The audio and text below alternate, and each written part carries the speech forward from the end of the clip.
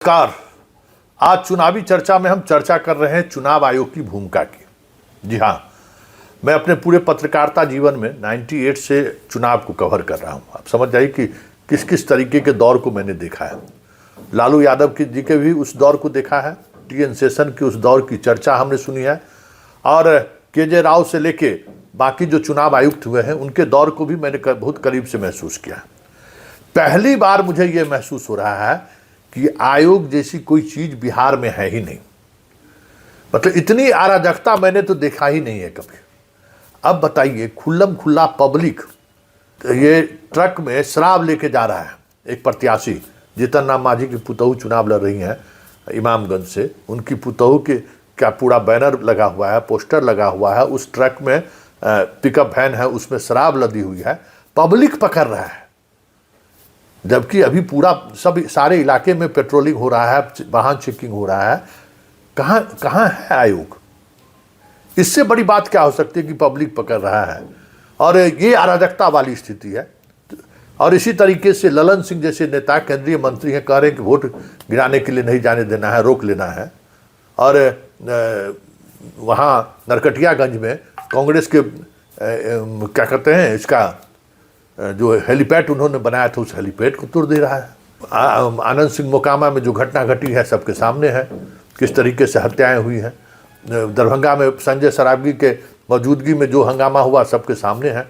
मतलब पूरे बिहार में अभी इलेक्शन का प्रचार अभियान का आज अंतिम दिन है, लेकिन जिस तरीके की अराजकता देखने को मिली। अब रोसड़ा में प्रियंका गांधी को सभा नहीं करने दिया गया अनुमंडल मैदान में, सिर्फ हेलीपैड पर उतरिए, रोड शो कीजिए। मतलब ऐसा लग रहा है कि चुनाव आयोग किसी पार्टी के लिए विशेष पर तो काम नहीं कर रहा है। मनोज झा आरजेडी के सांसद ने तो ये आरोप सीधे तौर पर लगाया है। तो एसआईआर के दौरान जो अपनी निष्पक्षता चुनाव आयोग दिखाने की कोशिश कर रही थी, अब तो कुछ ऐसा दिख भी नहीं रहा। अब तो लग रहा है जैसे चुनाव आयोग पूरी तौर पर सरकार के सामने या तो झुक गई है या फिर सरकार के साथ मिलकर काम कर रही है। जरा देखिए, पहली तस्वीर देखिए, जो इमामगंज में जो प्रत्याशी हैं, हम की प्रत्याशी हैं, जो जीतन राम केंद्रीय मंत्री की पुतहू है, उसके कंस्टिट्यूएंसी में किस तरीके से शराब का होम डिलीवरी भी हो रहा है, जरा देखिए। आज देखिए, ये दीपा मांझी का गाड़ी है, जो हम पार्टी जीतन राम मांझी का, और इस गाड़ी में भरा पूरा दारू है। देखिए, आप लोग को दिखाना चाह रहे हैं, इस गाड़ी में दीपा मांझी का है, आपका देखिए दिखा रहे हैं, और पूरा गाड़ी में शराब है। ये आप लोग को दिखाना चाह रहे हैं गाड़ी से, और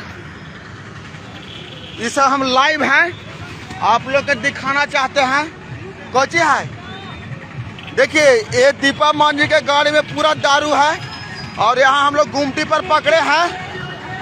गाड़ी का भरा हुआ बैग है आपका गुरारू रेलवे गुमटी के पास, और ये दारू से जीतन राम मांझी का गाड़ी। अरे साला लाइव हो रहे। हाँ, और देखिए, ये आप लोग का गाड़ी नंबर दिखाना चाह रहे हैं।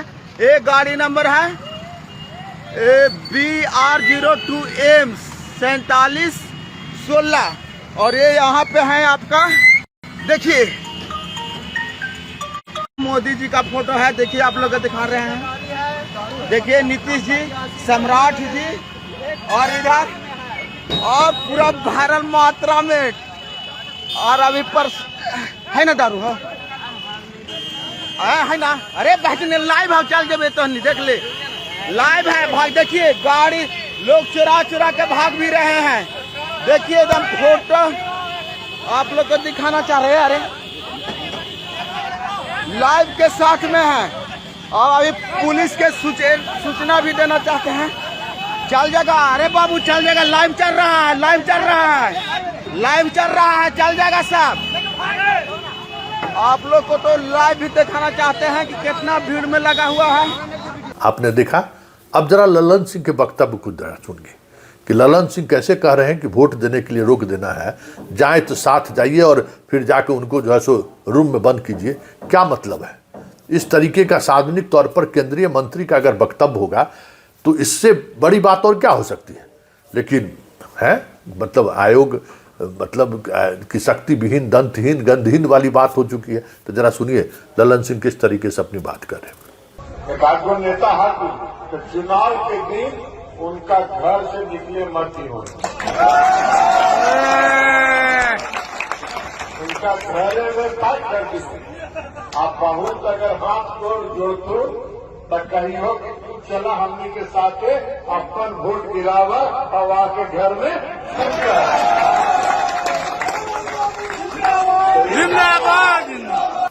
सुन लिया। अब हम तीसरी वीडियो आपको दिखाते हैं। ये नरकटियागंज का है, जहां से दीपक यादव आरजेडी के सिंबल से लड़ रहे हैं और शाश्वत आपको कांग्रेस के सिंबल से लड़ रहे हैं। आज इमरान प्रतापगढ़ी चुनाव प्रचार में उतरने वाले थे। उन्होंने हेलीपैड बनाया था और अहले सुबह उस हेलीपैड को तोड़ दिया गया। अब आप समझ जाइए कि क्या स्थिति है, किस तरीके की अराजकता है। कोई धमक नहीं है आयोग का। जरा देखिए किस तरीके की घटनाएं वहां घटित हुई है। बघा चीनी मिल आपको कोई फोर्स नहीं कर रहा है ना बोलने के लिए। बघा चीनी मिल से जेसीबी आया, आपको बोला गया कि हेलीपैड तोड़ने के लिए। ये बोला है कि इसको उठा के रामनगर फील्ड में शिफ्ट करो। इसको उठा के रामनगर फील्ड में शिफ्ट करने के लिए। कौन आपको कॉल किया था? आपका सिविल इंचार्ज का नाम क्या है? क्या नाम है? परवेश वर्मा, बघा चीनी मिल से। आप कहाँ से?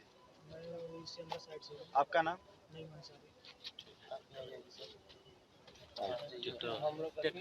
ट्रैक्टर आपका है? आपका नाम?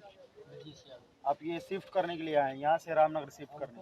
ये पता नहीं था हमको, भाड़ा पे सुने तो गाली लगा, छुट्टी पे लगभग नहीं किया। कौन बोला है आपको? कौन बोला है?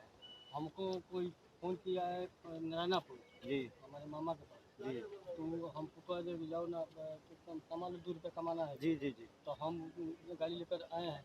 तब तक आए तो देखें, ढूंढ हम देखे हैं, तब हमको शक गाड़ी लेकर नहीं आते। तो हमको शक था नहीं, हमको थोड़ा रहा कोई देखा होगा भाई, तो हम चले आए तो हम हमारा गाड़ी दिया गया। मतलब आपको पहले से यहाँ पता नहीं पता नहीं था? ठीक है समझ गया। सर चला गया है। तो ये 3 घटना अपने आप में ये कह रहा है सिर्फ दिखावे के चुनाव आयोग तो नहीं है। ऐसे में बिहार में शांतिपूर्ण और निष्पक्ष चुनाव हो जाए तो बहुत बड़ी बात होगी।